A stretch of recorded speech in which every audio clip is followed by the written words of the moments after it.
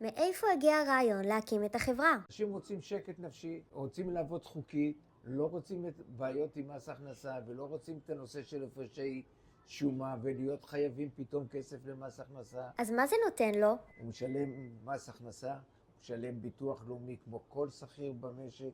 אנחנו מנצלים את כל ההטבות המס שאפשר לגבי פנסיה ולגבי קרן השתלמות, ואנחנו מפקידים לו את הנטו בחשבון הבנק.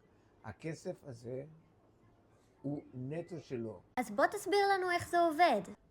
הפרילנס מוצא את העבודה, קובע את העלות, מבצע אותה בזמנים שנוחים לו, כמו כל פרילנס אחר, וכאשר צריך לקבל את הכסף, אנחנו מחייבים את הלקוח, את מקבל השירות, אנחנו מקבלים את הכסף ונותנים לו את הכסף כמשכורת.